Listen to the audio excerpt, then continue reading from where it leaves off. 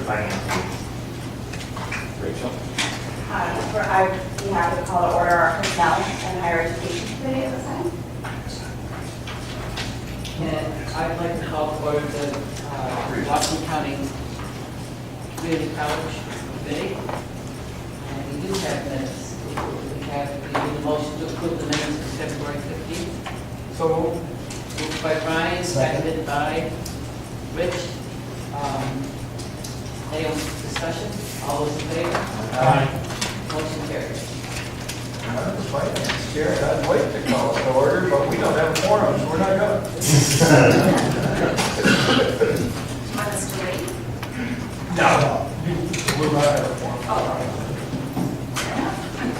Well, good morning, everyone. I'm going to do this just like orientation. Good morning, everyone. We actually have our Accepted Student Day starting right now, so we have prospective students on campus as we do just about every week at this time of year. So thank you all for being here today, and we always look forward to our time together as a joint group of our sponsoring counties, and always we thank you for your support. I hope you get a chance to wander around, just be careful to get a look at the construction and how things are progressing. And I know Emery's going to give you an update on that. But it's a great time into college, as it always is in my mind. And I just want to thank you for all the support that you've given us. I want to just recognize Supervisor Eilman and Supervisor Sieber for attending our graduation and honoring two of our students that I think were a real depiction of the types of students that we can help change their lives in what we do every day. So we're so proud of that. So thank you for honoring them, and I know it means a lot to the students. It certainly means a lot to us. So a week ago, just about a week ago last night, our board approved the budget that we're presenting to you today, and we shared that with you last week, and I hope you had a chance to review it so that we can have a robust discussion today if necessary. But I do want to just give you a couple highlights and also some updates on some things happening here. So despite a disappointing allocation from the state this year, we feel like we presented to you a responsible budget with less than a 2% increase in our spending, and yet we've still been able to maintain the 7th lowest tuition rate in the city system for community colleges. We've had to hold some positions vacant. We've done some reorganization in some of our areas to save money to still be able to preserve the services that we need to provide to students. We have invested in our IT infrastructure that is woefully behind the rest of our peers and really what we need to serve students. And we have secured a number of grants to be able to implement some of the support services that are so important for our students. A couple updates. Enrollment, of course, is on the top of our mind, as it always is, particularly at this time of year. I'm happy to report for fall 17, our admission applications have been holding at about a 17% increase over last year. Of course, the details are always when students actually show up and are sitting in the seats, so there's still a lot of time that we have between now and the start of fall to enroll our students, but certainly having a trend that's held really since applications opened in October of having a significant increase is something that we like to see. Our registrations are up slightly in terms of new students, so we're happy to see that as well. And just to give you an idea, we've had pretty significant increases in applications in programs like criminal justice, substance abuse, culinary arts, our liberal arts, math and science, and our liberal arts, humanities and social sciences. Nursing has shown an increase, and our marketing and entrepreneurship is kind of the top 5 programs with pretty significant increase in interest, so we're pleased to see that. Speaking of programs, over the past 2 years, our faculty have been very busy. And not only doing the things that they do every day, which is to teach our students and guide our students, but also to develop new programs and new pathways for students. So in the past 2 years alone, we've registered 11 new programs or transfer pathways for our students. And that's a very significant amount of work, but it shows that we are trying to be responsive to what's happening in our community and the interests and the needs that our students are expressing. So I'm very proud of our faculty for doing that. We just got approved to offer a program that we think is, well, it is very unique. It's called the Arms to Farm program that will be offered this summer. It's a 1-week program for our veterans who are looking to get into farming. And so they will actually spend the week on campus here, living our residence halls and then going out to our partner farms throughout Washington and Warren County to learn about entering that particular field, which we're really excited to be able to be a host. This is something that's very competitive to host, and so for us to win that opportunity is something that we're proud of. We also just got approved to offer significant training for Global Founders employees. That's also through our continuing education department. We just got word that we awarded a second Upward Bound grant. Upward Bound has been a long-standing program, federally funded, to support low-income students to complete high school and go on to college. We've been serving 5 high schools in that program for several years with tremendous success, and now we'll be adding 8 new schools. This means that we will be serving almost every single high school in the Washington and Warren County area, schools that have a high percentage of low-income students. So this is very significant. It's not very normal to get 2 Upward Bound grants, so I just have to pull my hat off to our grants writer and to the director of Upward Bound who really championed this effort. And then finally, the Excelsior Scholarship, which many of you know about. And I want to thank Supervisor Henke for coming to our event where we hosted the Department of Labor Commissioner, who was here to talk about the Excelsior Scholarship, answer questions, receive feedback from the community, parents and students alike. There was a lot of great questions. Last week, the Higher Education Services Corps, HESC, which administers TAP for New York State, will be administering the Excelsior Scholarship. We just passed the regulations, so now we have a little bit more clarity in terms of the eligibility requirements, how this process will work. The college will be hosting some Excelsior Scholarship workshops in June to help answer questions. As you can imagine, with any new program to this magnitude, there's still a lot of open-ended questions, and we expect, just like any new program, and it may not look the same way it'll look today in probably 5 years. We're doing our best to try to respond to students as quickly as we can. There's an application process to this that opens on June 7th and closes on July 21st. So the window to be able to help our students apply to be considered is very short in our world. And so we're scrambling as best we can to help our students. I know that Supervisor Henke, rightly so, questioned the process of certification and how that may impact our cash flow. It's something that we're still trying to better understand ourselves because of the requirement for a student to complete 30 college credits in their first year or in that year. It allows them to go through the summer session, which means we could be needing to certify students until the end of the summer, which could impact our cash flow. But I'll tell you this, that when this is all said and done, the number of students that will be eligible is probably not as large as we might think right away. And so the impact may not be as great as we might believe, but we won't know until we go through it the first year, and we'll do our best to prepare ourselves should that become an issue.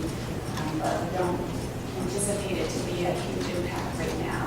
The other revenue piece that is something that we're also going to have to monitor is the fact that anyone that's eligible coming in this year we will only be able to charge the 2016-2017 tuition rate for the entire time they're here. So we will have 2 different tuition rates for students, and there is, of course, revenue that we obviously generate from tuition that we would lose because of that. So, there's just still some moving parts, and we'll monitor it. The spirit of it, of course, is we support in terms of helping more students go to college and making it more affordable. It's just all the devil's in the detail that, of course, we're still working through. But I just wanted to share that with you as well.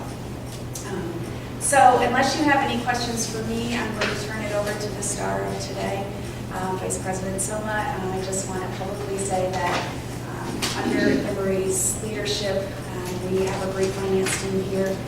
They're very prudent, and they do a great job of helping us maintain a high-quality, affordable education within the structures in which we live. So I just want to thank Anne-Marie and Eric in particular, and Lisa for all the work that they do to getting us to this point. So without further ado, I'll turn it over to Anne-Marie.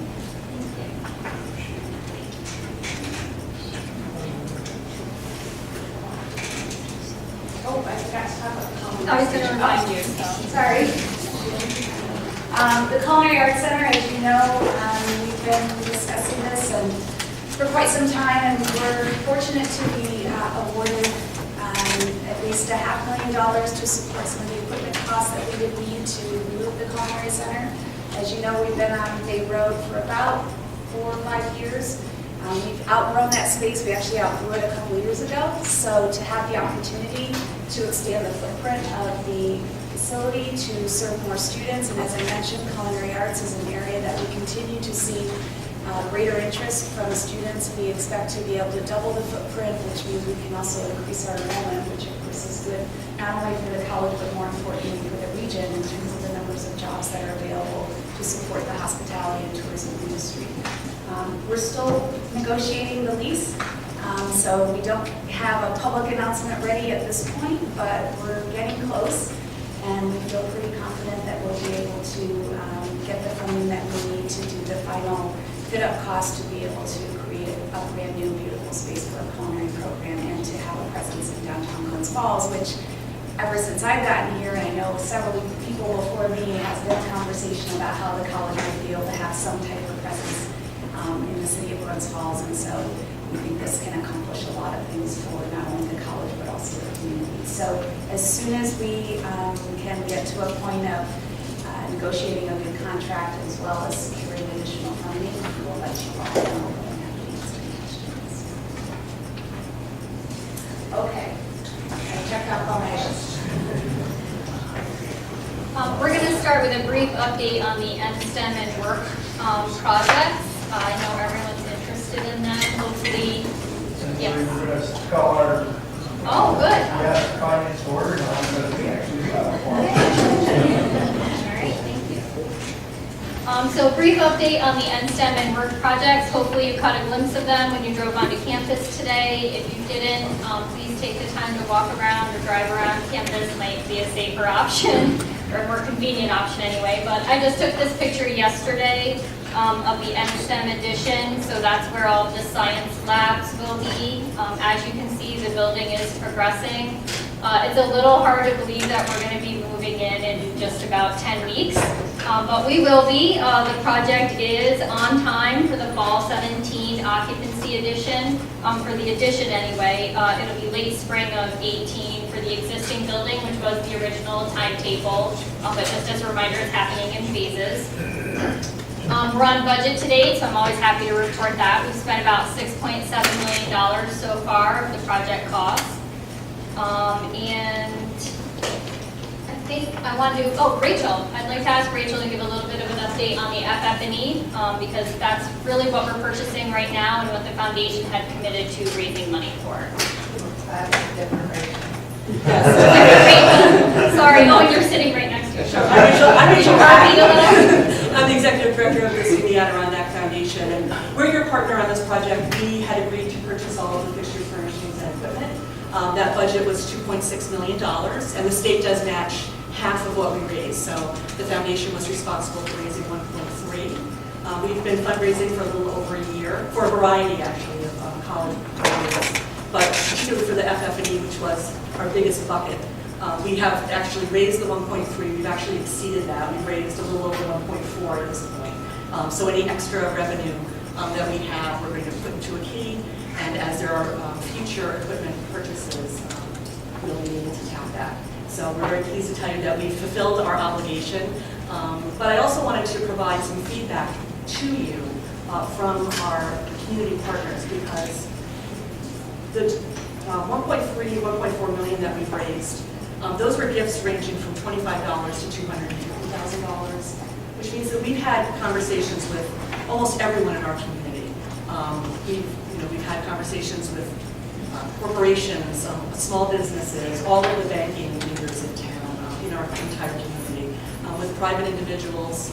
A third of the gifts that we got from this campaign came from people who never gave to the college ever before. And I think that that's really a statement about the community's interest and the community's support of this project that you're allowing us to make possible. So I wanted you to know that. Thank you for your leadership, and we're really happy to be your partner on this project. On the other side, the Workforce Readiness Center is also progressing on time and on budget. It's a little ahead of schedule, actually, and it still maintains its anticipated occupancy date of about January of 2018. So that's really my update on STEM and work. I want to make sure, I know Dr. Duffy did as well, but that I take the time to say thank you for your support of these projects. They will have a significant impact on our campus. They kind of already have. People are excited. They're a little annoyed about parking and sidewalks, but they're excited also. And it's really the first real opportunity we've had outside of this building to update our educational space, and it will directly impact science and nursing, which are so important for our community, so thank you. Are there any questions on NSTEM or work? Okay, so we'll move on to the exciting part of today. It's exciting for me, I know it's not for everyone else. The proposed 2017-18 operating budget. Does everyone have a budget book that you can follow along with if you'd like?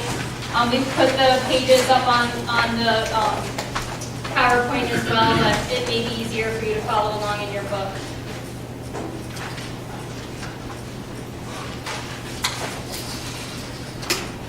So, good morning. Today I'm happy to present to you the college's proposed budget for 2017-2018. As usual, this budget is carefully constructed by the college's executive leadership in cooperation with the Board of Trustees, the faculty, and the staff here at SUNY Adirondack. It is a very inclusive process in putting this budget together.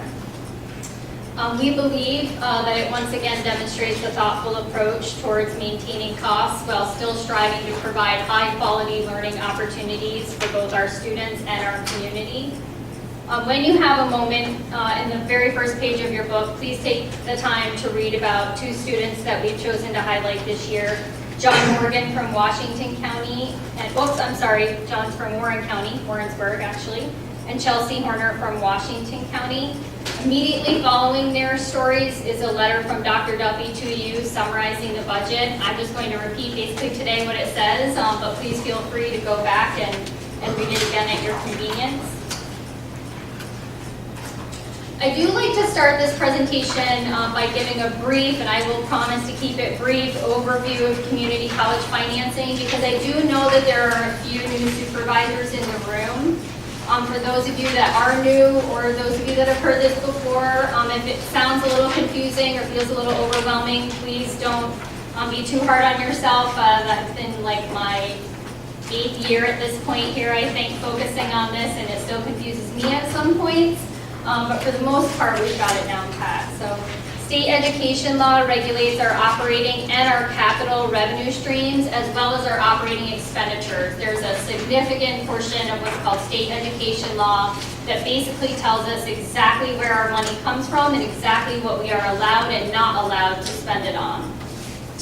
What we're here to talk to you about today is the operating revenue. We will come back to you in September to talk about the capital piece, but today we're talking about operating revenues. And where they really come from is, for the most part, 3 sources. But state revenues, we get state aid, which is historically calculated out as a rate per FTE, or full-time equivalent student. We also get rental aid, which is a reimbursement amount per square foot of space that SUNY Adirondack rents from someone else. That, for the most part, makes up state revenues. There is a small amount of other sometimes, like specific funding for an initiative of SUNY's that gets recorded as state aid also, but those are the main sources. We have 2 main sources of student revenues. The first, of course, is tuition, and the second is fees. Sometimes in our financial statements and in SUNY documents, you will see a fee called the technology fee reported as other income. Again, that's just how state aid or state education law really likes to confuse us. But essentially, I would consider them student revenues because they come from the students. The last major piece is what we call local share, which is made up of your cash contribution as well as chargebacks and any fund balance that we appropriate to use. I've split them out for you here. So in local share is what they call non-sponsors contribution. That is the chargeback rate that we receive from counties other than Warren and Washington County that send a student here to SUNY Adirondack. It is essentially meant to be the equivalent of your cash contribution divided by the number of students that you send to SUNY Adirondack. The thought process is that Other counties shouldn't pay any less or more than you're paying for every student that you send here, and we essentially charge them back for that. So no other county's kind of getting a free ride on your dollar or anything else. They do pay that chargeback rate for those students. They also pay a capital chargeback rate of $300 per FTE, but we'll talk about that in September. We also receive what's considered, some call it double tuition from non-residents. So if you're not a resident of New York State, you pay what sometimes people call double tuition, which is actually the tuition rate, the flat tuition rate. But those are the sources of revenue for non-sponsors contribution. I'll talk a little bit more about chargebacks later in the presentation, but we've done a good job of really increasing that revenue in the past few years. Sponsors contribution comes from Warren and Washington County's cash contribution that you make to us every year. There is a section of state ed law entitled Maintenance of Effort, which essentially says that you cannot give us less this year than you gave us the year before. So at a minimum, you have to provide at least the cash contribution that you have given in the year before. Also, any applied fund balance that we use to balance our budget is also considered sponsors contribution. We're not asking to appropriate any fund balance this year. We haven't in the last several years. There's also a small amount of other income, which for us is growing, which is a good thing. And grants, which for us are also growing, which is a good thing. One important thing to know, over the past 10 years, we've really gone from being what we would call state supported to state assisted. State revenues used to make up a much larger portion of our operating revenues. And what that means for us is that we've kind of become tuition dependent like many private institutions. We are highly impacted by enrollment fluctuations, and we can't really continue to rely on our fund balance. We'll get into that a little bit later as well. But these things kind of force us to become more nimble in our spending, and we have responded to that, and we'll talk about that a little bit as well. But it is a change really for all community colleges within New York State. And it's something that all of us really have been trying to address. Are there any questions about our funding structure? Rachel? Just under other income, what would be examples? You said that's growing. I'm just wondering what falls under other income. Well, technically, the student technology fee falls under other income, but so would things like if the college rents any of its space, if we bring conferences here, things like that. Okay, so if you'd like to turn to page 1, if you're following along in your book, I'll kind of keep you on task to where we are throughout the presentation, but if you start on the very first page, you can see that we are proposing a total operating budget increase of $571,896, which equates to a 1.95% increase over last year. I do want to remind this group that this proposed increase trails budget increases of 1.1% and 0.03% for the last 2 years that we presented budgets to you. So the average over 3 years is only 1.03%, which I do dare say without air quotes is fiscally conservative and financially prudent. Right below that, you will find an enrollment projection. Dr. Duffy did give you a bit of an update on enrollment, but this is what we're budgeting for. We are budgeting conservatively, as we usually try to do, because we are now so enrollment dependent. As a result, you will see a total FTE decline of 2.9% or 77 FTE. The graph does detail full-time headcount, part-time credit hour, and high school credit hour enrollments, which is how we budget. You'll see that we're projecting a decline in part-time credit hours, a slight increase in high school credit hours, which is what we have seen over the last several years, and nearly flat full-time enrollment, which also mirrors what we've seen over the last few years. If you turn to page 2 in your packet, we've summarized for you the proposed changes from budget to budget and revenue. Many of you are probably aware that state aid did increase $50 per FTE to $2,747. The governor's office really does like to put that out there, that it was an increase. However, it's really only higher than the 2008-2009 state aid rate. And it's important to note that that rate resulted in an overall decrease to community colleges from the state of $16.3 million for all 30 New York community colleges. SUNY Adirondac's share of that is $290,000. So you see the reduction in state aid of $290,000. As has always been in the past, the total pool available for state aid for the community colleges did remain flat again this year.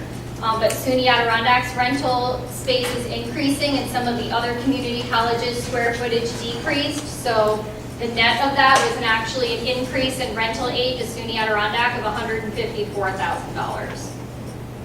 Other small increases in state aid for things such as job linkage totaled $15,000. And those are those SUNY priorities that they say, we'd like you to do this and we're actually going to give you some funding for it.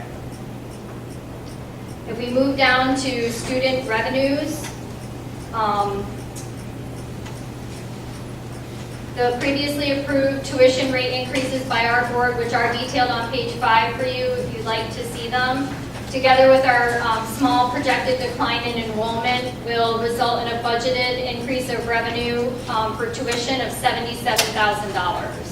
You will see a large budgeted revenue increase in technology fee of $301,000, which Dr. Duffy mentioned earlier in her presentation. There is that exact number of increases in expenditures for student technology resources included in this budget. So it is a one-for-one. It's not that we bring money into the general fund, so to speak, from these fees from these students. They directly support technology for students. You'll also see other fee increases of $55,000. Every year, Eric works very hard with all of the division chairs on campus and analyzes every fee that we charge to a course to make sure that the fee we charge is correct. If we're charging a little too much, we reduce the fee. If we're not charging enough, we increase the fee. Sometimes over several years, if we feel the fee increase that's required is too hefty for 1 year. So that work does continue every year, and this year we're anticipating a small increase in revenue due to that. We move down to non-sponsor share. We are budgeting for a chargeback increase in revenue of $150,000. This budget line has increased significantly since we opened the residence hall and the new space in Wilton, and that's very important. SUNY Adirondack historically has had one of the lowest chargeback rates in the SUNY community college system. It's really been a source of difficulty for us, but we are now at a high for SUNY Adirondack, which is great. And that's really as a result of the residence hall in Wilton, as well as the continued sponsor support increases that we've received from you. Because again, that chargeback rate really mirrors what you give to us for every one of your FTE that you send here. Non-residents, we are seeing a small decline in non-resident students at our community college, as are the majority of our sister community colleges. So we're budgeting a small revenue decline in non-residents of $15,000. We are asking you to continue your historical 2% increase in your sponsor's contribution. As I previously mentioned, that is extremely important for the chargeback rate. And that amount would be $67,000 for both counties. It splits out to, I don't have it right in front of me. It's in your budget book though.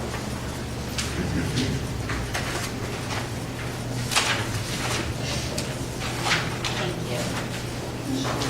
It's on page 5 of your budget book. It's an increase of $39,000 for Warren County and $29,000 for Washington County. And just so everyone in the room knows, the two counties, when they formed this community college, agreed how they would split the sponsor's contribution. And that split is based on the fall 2015 enrollments. Last year it was based on the fall 2014 enrollments. You agreed to that, and we just kind of do that calculation for you. So that's how your split is calculated. Increases in all other revenues. including an additional $50,000 in support from the Adirondack Housing Association, total about $58,000. That nets us out to our $572,000 increase in revenues.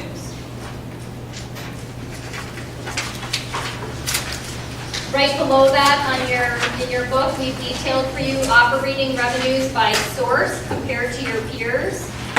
As you can see, we received just over 4% less of our operating budget from our sponsored contribution. That's that second bar graph, and you'll see that we receive about 4% more than our peers in student revenue. So it's a direct correlation there. We've been talking to you about this over the last few years. We are very grateful for your support, so I don't want you to take this in a different way, but it is important to keep in mind, and that's also the reason why SUNY Adirondack has historically had one of the lowest chargeback rates, because again, that's a direct correlation. You can see that we've done much better than our peers with chargebacks. We've worked very hard at that with the Residence Hall and with Wilton. We're very lucky that Saratoga is in our backyard and doesn't have a community college of its own. So that does put us in a unique position in the community college system and allows us to have a larger chargeback revenue than our peers. Everything else is pretty much right on task with our peers. We see a slightly smaller percentage of state revenue, but that's because for the smallest community colleges, the state does provide them additional support, and although they're our peers, we're right over that line, so we don't get that small college support that they get. If you turn to page 6 for just a moment in your book, I wanted to highlight for you operating revenues by source over time, and it didn't fit in nicely on page 5, so I added it as a different page for you. I do want to point out to you that although SUNY Adirondack has struggled with state revenue and chargebacks, we have been able to increase the percentage of our decrease the percentage of our operating revenue that comes from students over the years. So if you look at that very top line, that's student revenue. And although that's really the only lever, so to speak, we have to pull with revenue, and our support from the state has decreased over time, we've done a really good job of being cognizant of that and trying not to put all of that burden on our students.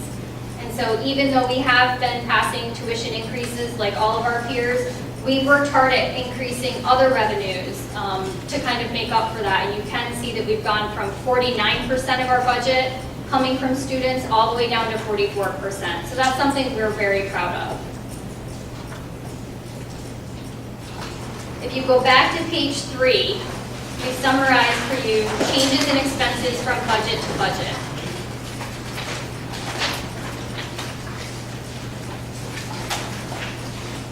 I'm going to start with personnel because it is the largest piece of our budget here at our community college, just like at all of our peers.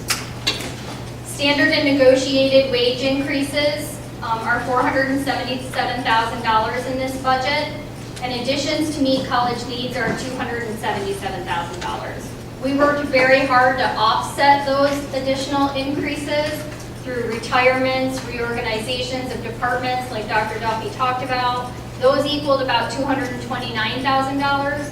We also made some changes to our benefit structure and the college's funding of our benefits, which will result in a decrease in benefits of about $282,000. So you can see from here that the contracts that we've negotiated with our faculty association, those amounts are included in this budget, and we did find other ways within our funding to support that. Equipment and software for next year is really equipment. We're going to postpone purchases of equipment for 1 year of about $166,000. And we're doing that because we're buying that equipment, but we're buying it through the capital project. And we're actually buying a significant amount of it. So it provides some relief to our operating budget in this year. Other new expenses that we'll be incurring, new and increased facility rentals and leases, $265,000. Maintenance of our new and improved facilities, $119,000. And all other increases over every other piece of the college budget are about $111,000.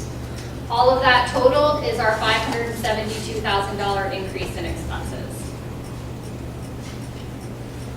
Right below that on the same page, I've highlighted for you our operating expenditures by category compared to our peers. You can see that we do spend a larger percentage of our budget on personnel services than our peers do, but we make up for that by spending a smaller amount in employee benefits. So if you add those two together, we are right on line with our peers and with the SUNY standard, which is 80% of your total budget, which is also kind of the benchmark that our board holds us to as well. Even though we are reducing our equipment purchases for next year, we are spending a little more on equipment than our peers. And I think that that's because SUNY Adirondacks doing a little better than our peers at this point in time. I haven't highlighted it yet, but we have had the smallest percentage change in enrollment from semester to semester out of all 30 community colleges in the system. That's really, really, really something for us to be proud of. Many of our sister institutions are struggling with very, very, very large decreases in enrollment. And when you become enrollment dependent and those changes kind of hurt in one year more than others, you turn to things like equipment to postpone purchases for a year. So our sister institutions have had to do that, and we have not. We do have slightly smaller contractual expenses than some of our sister institutions. Maybe they use more consultants, maybe they're in an area where they're more available than they are for us. If you turn to the next page in your book, page 4, we've reviewed for you a change in fund balance and a change in grants. As I mentioned previously, we are not asking to appropriate any fund balance to balance this budget, so the appropriation is 0. It would leave the projected fund balance at $2,173,511 if nothing gets put back in it at the end of this year. That will bring us down to about 1 month's operating expenditures. As many of you on the finance committees are most likely aware, the Government Finance Officers Association does recommend 2 months. We have about 1, but that's really equivalent to about what our peers have as well. When we meet at a later date, we're going to bring to you like a long-term capital plan, and we would also like to have some conversations with you about what that fund balance should be. What level are you comfortable with? Are you comfortable with where it is? Are you looking to the college to increase it a little bit closer to that 2 months? But we're going to have that discussion with you at a later point of time. And right below that, we have detailed for you changes in grants. SUNY Adirondack was the recipient of an Adirondack Completes program, which we're very proud of. That will generate an additional $181,000. The Community Schools Grant as well, which is aimed at helping some of our low-income students, $167,000. And all other changes in grants net out to about a negative $4,000 for an increase in grants of $344,000 for the year.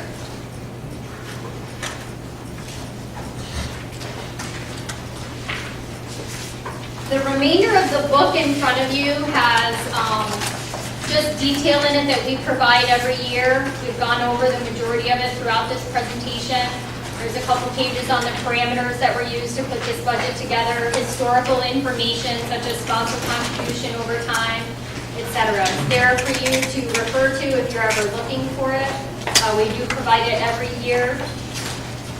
If there's some of it you're not interested in, you'd like me to take it out of the book, let me know. But in summary, SUNY Adirondack, we are asking you to approve our 2017-18 operating budget, which must be done inclusive of our grants because that's how the state requires your resolution to read. So it would be $31,311,908. That does include a sponsor's increase of 2%. I've listed here for you the Warren County and the Washington County total contribution dollar amounts to help with your resolutions. And the total sponsor contribution will be 11.5% of our operating revenue. I don't want to hammer that point home, but our peer community colleges are at about 15.6%, so it is really, really important that we continue to seek that increase from you. I've also detailed for you, because someone in this group had asked me to a few years ago, sponsors contribution as a percentage of operating revenue over time. And you can see how that has kind of gone up and down and really is kind of leveling out over time. Is it the bottom there? It's in your book. Oh, maybe it's not. Okay. We'll send it out, the slide, because we've cut the years off the bottom. But I think it starts in 2005. Sorry about that.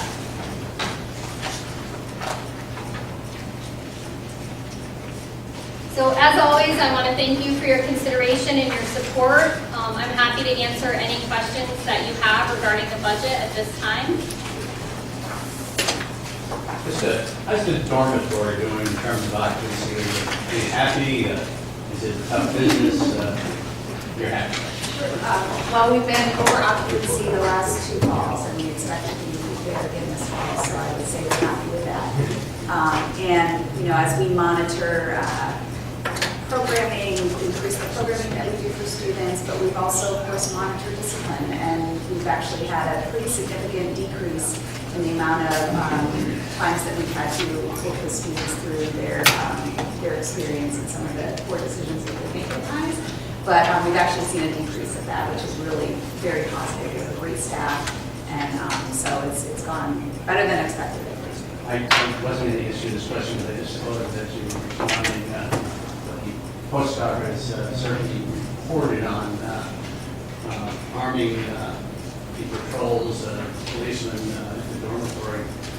What's your perspective on that? Well, I want to make sure it's clear that it's not about the dormitory, it's about the campus security in general. And this conversation was started over almost a year ago when our peace officers, who are sworn public safety officers, they go through the training that's just slightly below what a police officer does, and they're sworn to protect and serve, approached us to say, we'd like you to consider arming us for the protection of themselves and, more importantly, even for the campus safety. So it's not just about the dorm. I need to be very clear on that.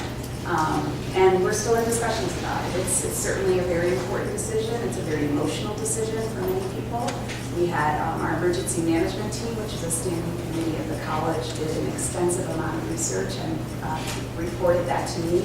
I shared that with the board. We're discussing it with the board, so I'll let you know. On that same line, do other community colleges, are they arming their officers? Yep, almost all of our peer community colleges that have residence halls in particular are armed, but I can't remember the number off the top of my head, but we need to look at all of our community colleges, and they're in all different types of areas. It's not exclusive to urban areas, which is typically what people think. Many of our rural community colleges are also armed, so it's fairly expensive across the system. What's the expense associated with that? I'm sorry? The expense associated with that, because it's not just the honor, because it's insurance, there's a lot of things involved.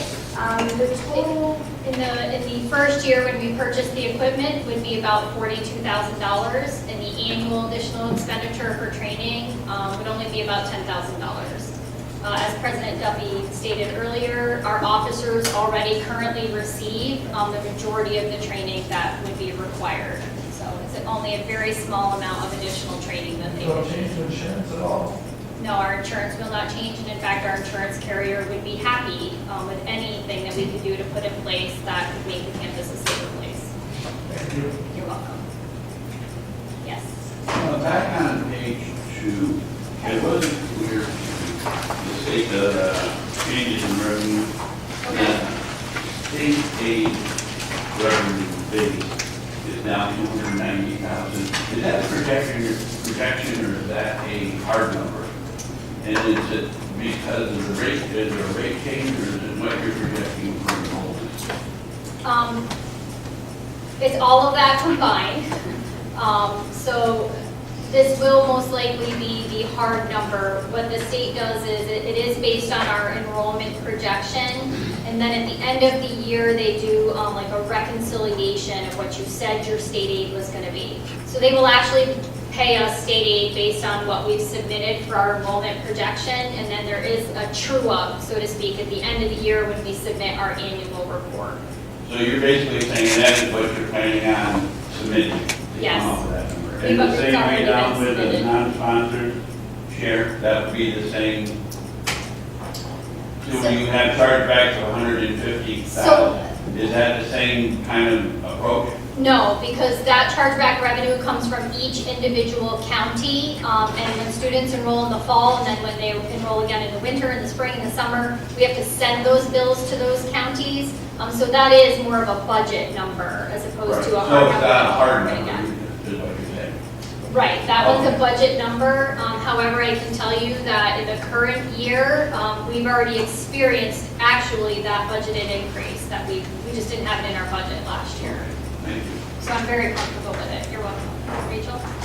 Anne Marie, maybe this is already in our materials, I just don't see it. The actual numbers of enrollment, so I understand how it's split in the percent base, but I'm curious to know what the actual number is.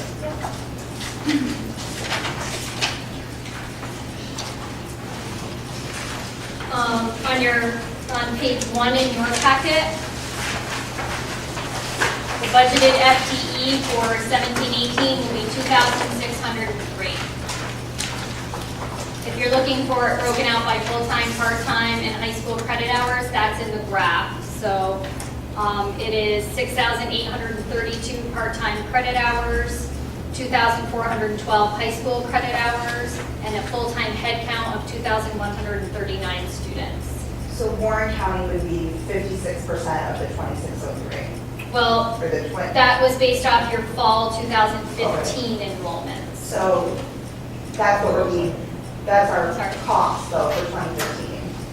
The 56% of 38,000, that's going off, the 56% is going off of the 2015 enrollment number, right?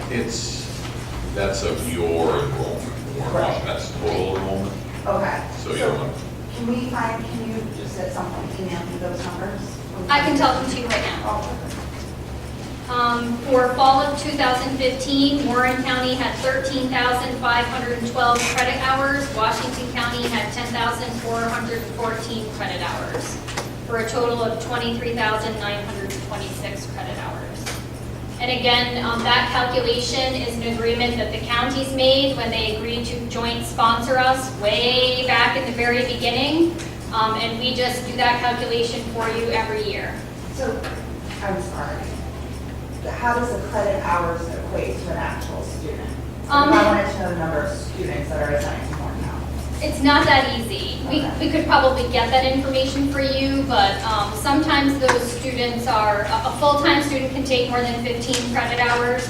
A part-time student, 1 credit hour is 1 credit hour. But then when we submit to SUNY, do you want? Yeah. Oh, you have it? Yeah. Oh, good. So Thank for you. fall 16, all right, and this was at census, and we also did a calculation at the end of the semester because some things fluctuate, but this is what it was.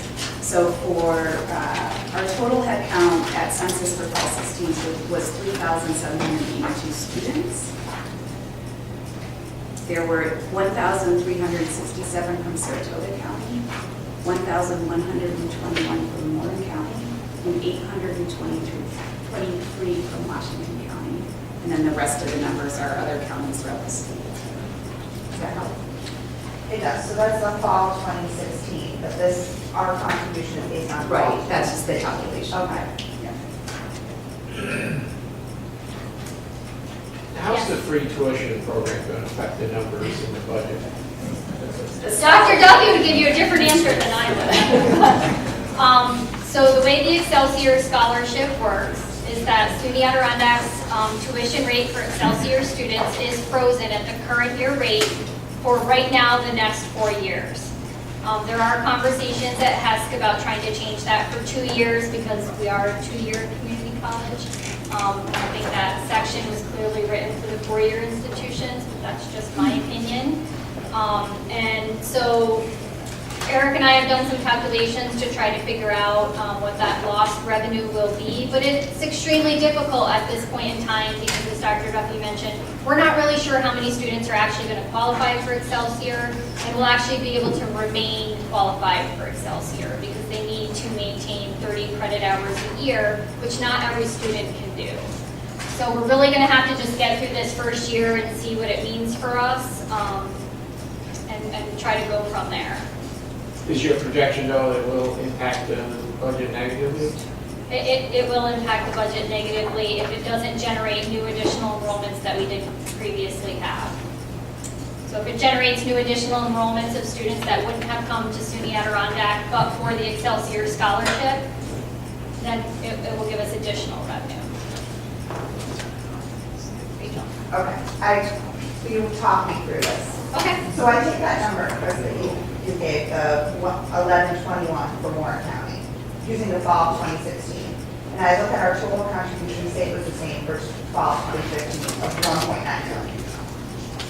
If I divide that by the number of students, then I'm coming to around 17.55 per student that Warren County is paying. If I just look at tuition, that means this, we pay $17.55 for tuition and the student pays $4.40. If I wanted to know really how much Warren County pays per student attending SUNY Adirondack. I don't want to commit to your numbers because I don't have them in front of me, but the logic works, Okay. yes. Okay. Yes. And you can see that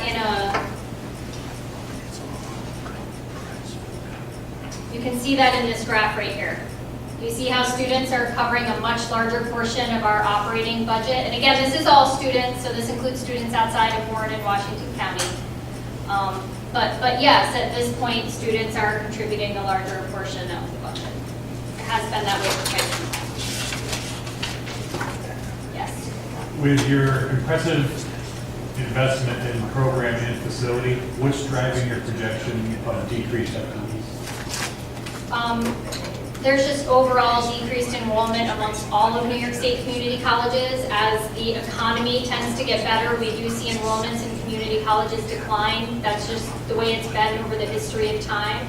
But I'll go back and remind you again that we are experiencing the lowest enrollment decline semester to semester out of all 30 community colleges. And I really do attribute that to those initiatives that we have, that we've been very, very strategic and focused on, that will drive maintaining that enrollment, if not generating additional enrollments in certain programs, and you get decreased enrollments in other programs. So just to follow up, I mean, from a facility standpoint, of course, building a new science building, eventually renovating the space to add our nursing program into the current space, we would anticipate an enrollment increase at the time when it's open, and we're still in the middle of the construction phase. But as I reported earlier, the admission applications are up in all of the programs that would be directly correlated to some new space. So right now, what we do is we actually have our enrollment manager has a very sophisticated predictive analytics enrollment projection model that he created that we tested and is almost dead on for what we've had in the past. We went back 25 years of data, tested many variables to figure out what really does impact our enrollment. And there were some surprises in there that we didn't expect, but there were some obvious things. The economy has the largest impact on community college enrollment. I think we've known that for forever. We've seen that across the country. And if you see at the, I can't remember what page it's on, part-time enrollment has the biggest impact when the economy goes better, because people tend to not go back to school to retrain because they're working and they don't think they need it. Where we've seen, that's been our biggest drop, is part-time enrollment over the past couple of years. Our full-time enrollment has had some variation, but we are seeing some uptick in new student enrollment. There's also another piece to this that is one of those unintended consequences. When you do really well in graduating more students, your continuing student number actually declines. And that's what we've seen. The first-time enrollment has actually started to go up somewhat. The continuing student enrollment, just as a percentage and kind of tracking it year to year, is a little bit down.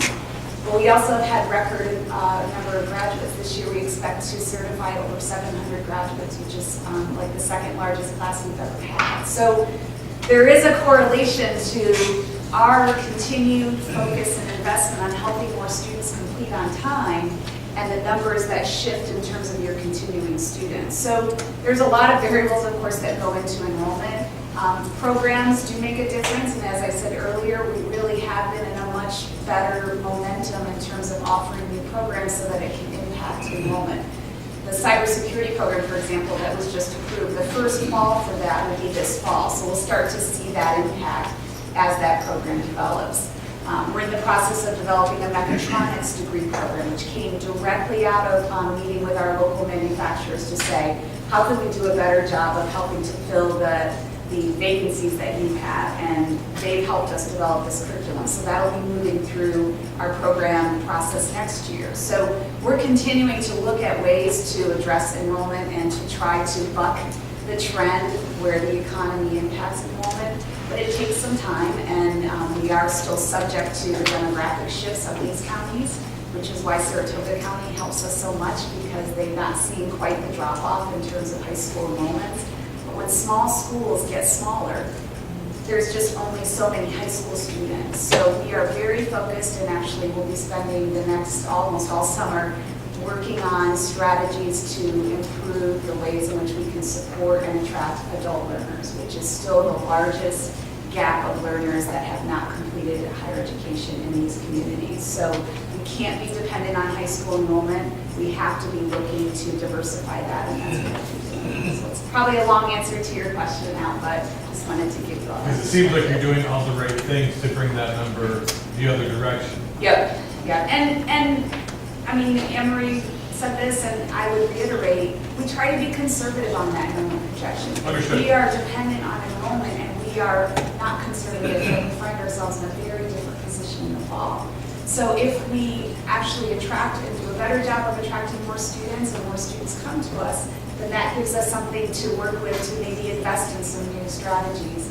And that's kind of, we want to be very conservative in terms of our enrollment projection. And now, with the Excelsior Scholarship, we just don't know. We don't really know how that will impact. Maybe it will bring more students to us, it may not, and we just don't know at this point, so we want to keep that conservative.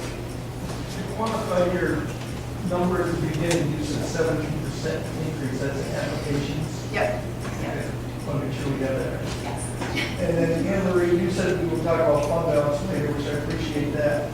My one question is, you said you didn't know how much money you added to that. Well, in our world, and Brian can attest to that, they have a thing called clawback. Is there an opportunity also that the state may claw back? Because that throws us way off. No, I don't think that exists. Well, I'm you not talk exactly about- sure with what your you talk clawback about- is. You talk about reconciliation, and sometimes that's for Oh, but clawback. that's for state aid. So the reconciliation is for state aid. You just mean you get less, you didn't have it, they took it away. The fund balance owned, right, the fund balance that the community college has is the community college's fund balance. The state can't come in and take it. Now, I should probably keep Anne Marie's opinion out of this stuff. But back in 2006-07, the state cut state aid in the middle of the year, and it's still at 08-09 rates. And there were some community colleges that had very significant fund balances. I think they were trying to force us to use it. We're not one of them. They wouldn't do that. But maybe that's their roundabout clawback, I guess. Yes. But no, it is ours, and it is ours to keep and maintain, and in conjunction with both sponsor counties, so. You're welcome. Yes. Back on page 3, I have a question. And I want to first state that I recognize the hard work you're doing, and I'm not nitpicking, I'm trying to understand, because ultimately we set the tax rate at the county level. But my concern is, and maybe it's not an issue at all, is your equipment, software down $166,000.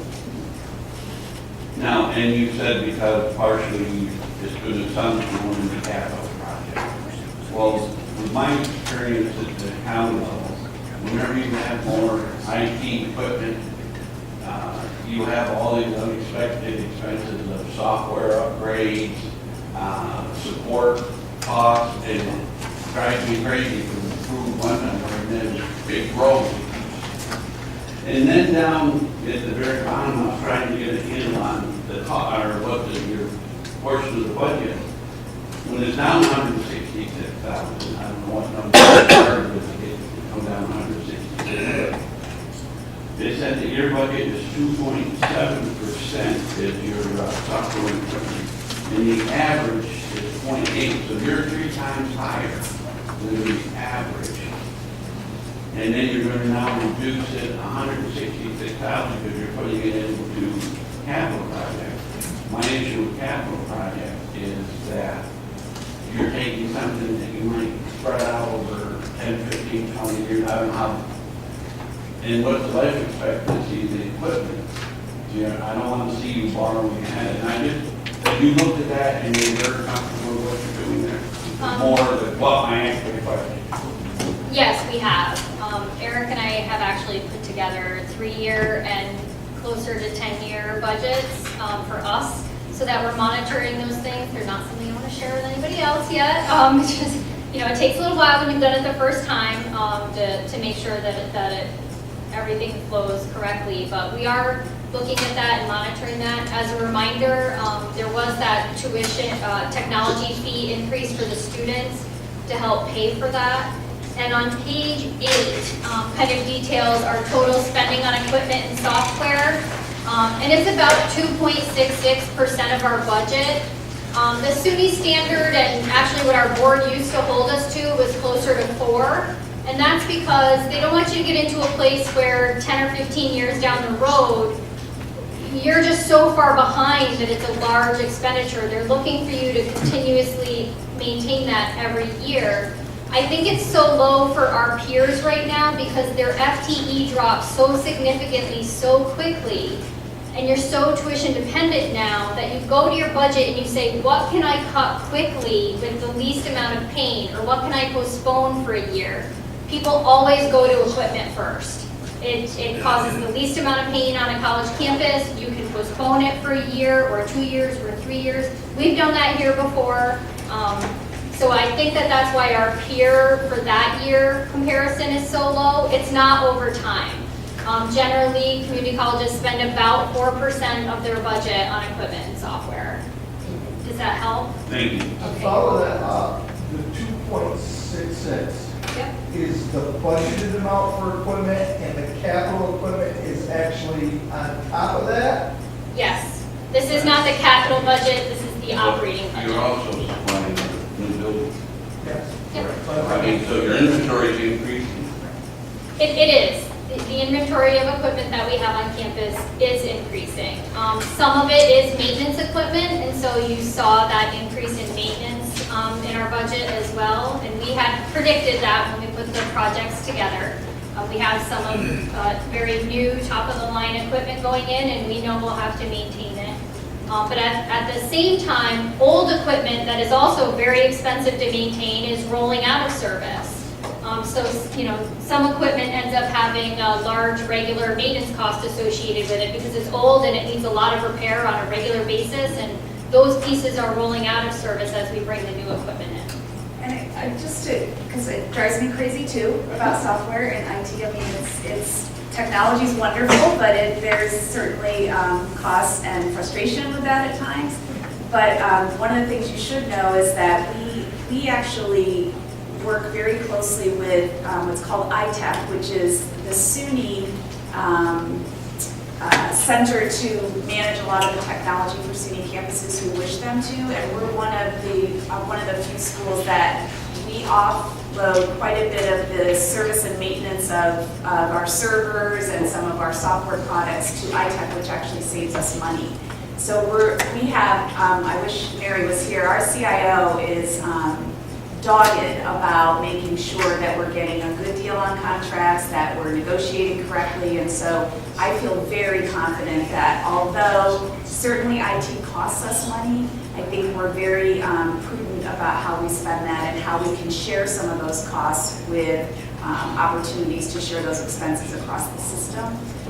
But as I said earlier, we've also been very far behind on a lot of our IT infrastructure, and having a new CIO come in and kind of take fresh eyes on our security. As you know, cybersecurity, the security of our systems is a huge issue for anyone that runs any organization, and you can imagine an organization of our size, and particularly holding student records, it's a concern that we have. So we really do have to address some of those security issues that kind of plague us. We've done a security assessment that SUNY has asked our campuses to do, and we find ourselves not where we need to be and putting ourselves at risk.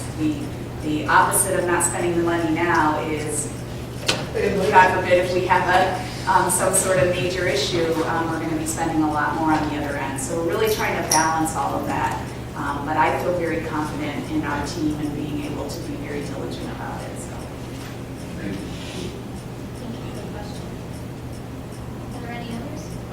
Yeah, President Duff, I have to say, and the whole team, having been involved in college budgets since 2010, this college budget since 2010, you know, this presentation, as previous presentations that you've given, is just tremendous. You learn so much so fast. It's interesting, but yesterday we had a meeting, of course, with Larry, and we enrolled, and because that's where the personnel negotiations fell within the sequencing process.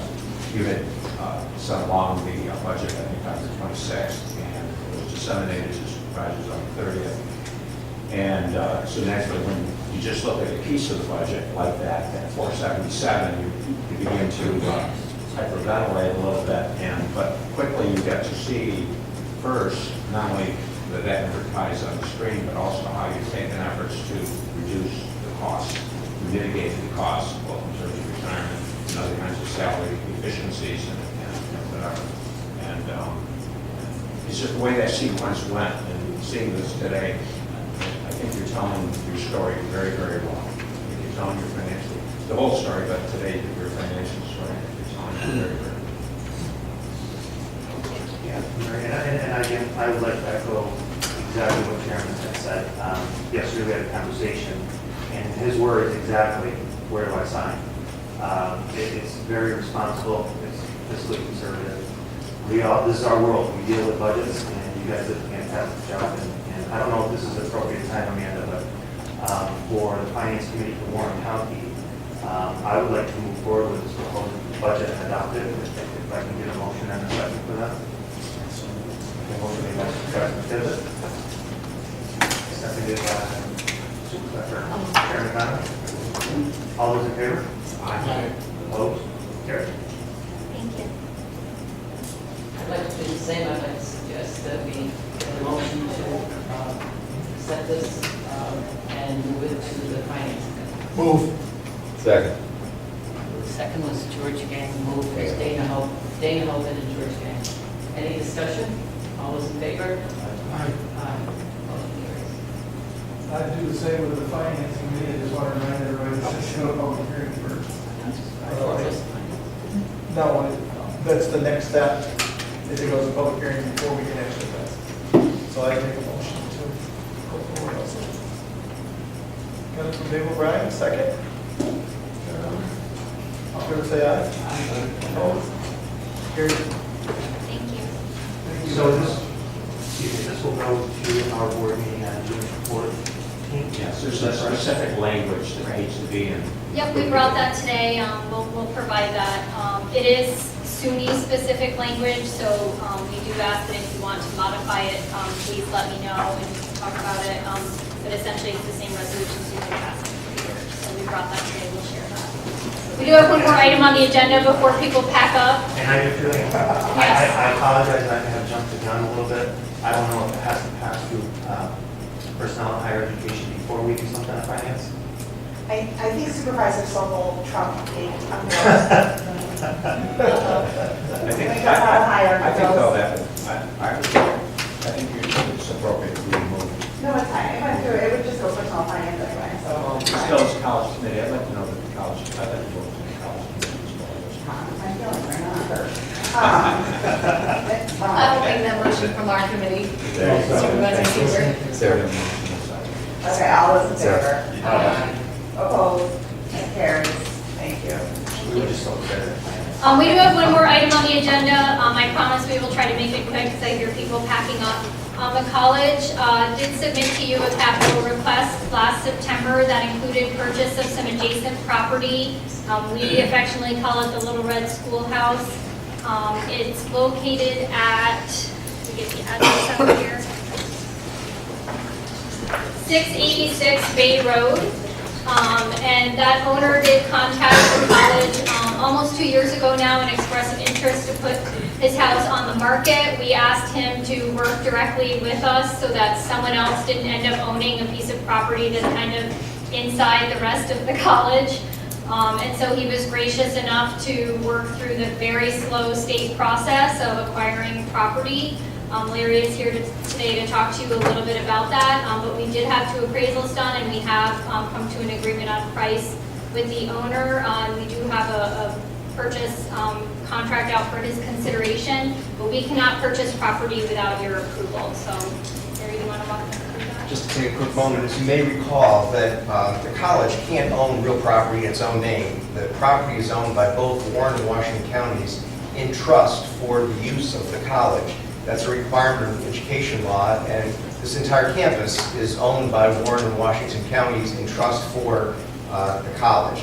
So this particular piece of property will be purchased by Warren and Washington counties in trust for the college. I contacted both county administrators and county attorney and to make sure that we could move this forward if the committee chose to do so at your board of supervisors meeting. So at this point, the purchase price that the college had received 2 appraisals. One was for $136,000, the other was for $138,000, and so the midpoint between those 2 was $137,000. The seller has agreed to the price. We generated, this was fairly recent, we generated a contract for his review. We anticipate him signing that contract shortly, so that, assuming that that does occur, that we would like to have each county approve it at your respective June board meeting so that we can go forward with the purchase. And Anne Marie, I don't know if you've mentioned yet the source of funds for the purchase. Oh, thank you. So the funds that we're using to purchase this property are capital chargeback funds, so it doesn't actually cost either county any money. We could thank Saratoga and every other county in New York State that sends their students here. But those are the funds that we would be using. And then the state matches that, so they pay their 50% share of any capital project that we have. So I don't know if there are any questions about the process or the wisdom of purchasing the piece of property. It just seemed to the college to make sense to, if this property is on the market to be sold for $137,000, of which you just heard how it's going to be financed, in order to complete the envelope, if you will, of the campus. The college and the board of trustees, if I recall, did approve this at their meeting Thursday evening, so that it's in position that if you, as a 2 county sponsoring counties, approve it, that if you could do that at your June board meetings, then we can move forward with the closing of the transaction sometime over the summer. This is the property we discussed a year ago, in the same budget meeting. Yes. Well, I just turned to the Warren County's 2 chairs, 2 committees, and what's the pleasure of Education Committee, Personal Education, what's the pleasure of Finance? Let's start appropriately with Personnel and Higher Education. Rachel, I don't know, your committee's here. I mean, do you have any questions for President Duffy or Anne Marie? Anne Marie, I just have a question. What's in that fund? I'm sorry? What's in that chargeback fund? So the college has about $400,000 a year in chargebacks to spend, but that's matched by the state, so it is about $800,000 a year. And every September, we bring you a list of capital projects that total about $800,000, plus if we're getting anything from the foundation or the FSA or some other donor. Yes. I know we did ask this question, but can you just give us what that area is going to become so that everyone knows? So there are several options currently being discussed, and we haven't committed to any, so I wouldn't want any faculty to hear the conversation and say, oh, they already decided, but it is being discussed as a possible option for our foundation or for our sustainable agriculture department. There are a lot of options on the table. People are clamoring for the space, so to speak. It also has a well, which is very unusual for a property located within the area that it is, because it does have access to town water. And that well will be very helpful for us for our agriculture program, which is located literally adjacent to the property. And the house will stay, be removed? No idea. We're not sure yet. It will most likely stay. Will clearly be turned into something other than a residential property, but Just because this could take out a new life, my finance committee. So in our facilities master plan, where we were talking about building a culinary building on campus, it was supposed to be the entrance to the culinary building. So there are a lot of all educational related purposes being discussed for the property. But I just would say, we're not in any hurry, we've got plenty to do right now. So we're just really focused on what we're doing right now in terms of capital projects. Right, and then- more interested in just getting it bought. Correct. Exactly, At a because time when we can get it at a price that's. the so owner reasonable. he's been waiting almost 2 years now for us to, because the process itself to get a capital project approved, and then it goes through the state, and then, you're at almost 18 months just there. So, yes. It will be asked back in the next. Now, what's the size of the lot? It is 0.11 acres. It's a very small piece of property. Just that, it's literally carved out of the rest of the SUNY Adirondack property, and it's certainly something we wouldn't want to be sold to someone else. So if I may, just in terms of our personnel and higher education committee, what's the pleasure of the committee? Would you like to make a motion now, move it on, or just bring it off the floor? So Supervisor Simpson would like to make a motion, Supervisor Brock would like to second. Is there any discussion regarding that? No, in that case, for personnel and higher ed in Warren County, all those in favor? Aye. Opposed? That motion carries, and I'll kick it over to Supervisor Sokol. Thank you. And for finance, I agree with Rachel that we don't have a handful of supervisors here, so I think it should be passed on to the board, and then if any of the other supervisors have any questions, that'll be I'm assuming you guys will be there. We will. Okay, so I have a motion to get this on the floor. Seconded by Supervisor Simpson. All in favor? Opposed? Carried. Okay, and as chair of the community college committee, we have a motion to move this to finance. Second, first, George Gang, second, George Armstrong. All those in favor? Aye, motion carries. Okay. What I'd like to do is just a motion for the people that are here in finance to move this to our actual finance meeting, because this was a discussion last year, and I think we need to talk about it in finance before it comes to the full board. So I'd like a motion to move it to our actual finance meeting. All in favor, say aye. Aye. Opposed? Carries. Thank you. No, I think, thank you for your time. We made it in under 11 o'clock, so, but certainly if there are any other questions, we're happy to answer, or we'll be here after. Thank you all for your support.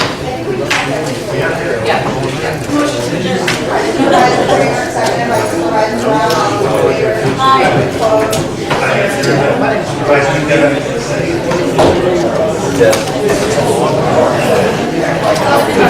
Supervisor,